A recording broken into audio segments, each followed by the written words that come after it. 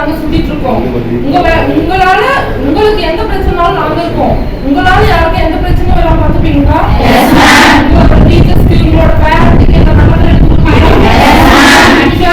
சொல்லி கொடுத்த டீச்சருக்கு உங்களால ஒரு கஷ்டப்பட்டு பாடுபட்டு உங்களுக்கு படிக்கிற பேரண்ட்ஸ்க்கு உங்களால ஒரு பேர் வரும்.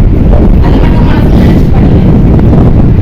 எப்பவும் எந்த சூழ்நிலையிலும் எதுக்காகவும் பயன்படக்கூடாது. சரியா? இதை சொன்னா யாரும் நினைச்சுவாங்க, அதை சொன்னா யாராவது நினைச்சுக்குவாங்க. எதுக்காகவும் நீங்க பயப்படவே கூடாது. மொத்தம்தான் பயப்படணும். நீங்க தப்பு பண்ண மாட்டீங்களா?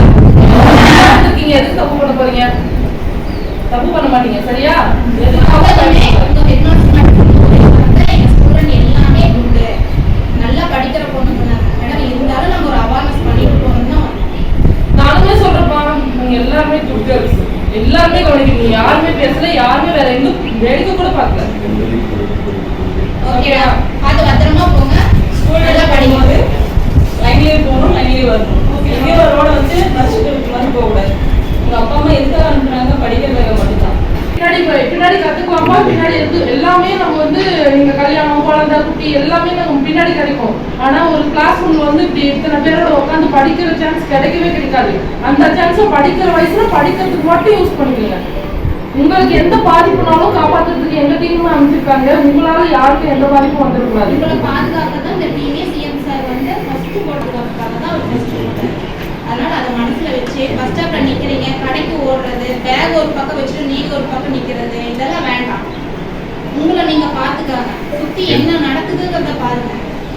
நியூஸ்ல எல்லாம் பாக்குறீங்களா? 1 வயசு குழந்தை, 3 வயசு குழந்தை, 1.5 வயசு குழந்தை, அந்த மாதிரிலாம். நம்மளை தாண்டி எதுவும் நடந்துராதுங்கிறதுல கான்பிடண்டா இருக்கு. ஒரு சின்ன ஒரு தப்பு நடக்குதுன்னா கூட அது நம்மளை தாண்டி நடக்காது. நாம பார்த்து நினைச்சா எந்த தப்புலையும் நம்ம போக மாட்டோம் அப்படிங்கிறத உறுதியா இருக்கு.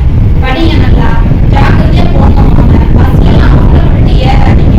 அப்பா அம்மா கூப்பிடுறாங்க, முன்ன தெரியாதவங்க யார் கூப்பிட்டாலும் போகக்கூடாது. வீட்டுக்கு பக்கத்துல நீங்க ஹோம்ஒர்க் பண்ண போறீங்க, அங்க கூப்பிட்டு பேண்ட் சுத்தி கிளாஸ் எடுத்துட்டாங்களா, அந்த மாதிரி யாராவது தோல்வி இருந்தா நீங்க பேரண்ட்ஸ் கிட்ட சொல்லுங்க. அவங்க வந்து சொன்னா திட்டுவாங்க அப்படின்னா ஸ்கூல்ல மிஸ் கிட்ட சொல்லுங்க. பார்த்து ஓரமா போகணும், ஓரமா வரணும். படிக்கவும் ஒழுக்கம் ரொம்ப முக்கியம். சரிங்களா? நல்லா படிக்க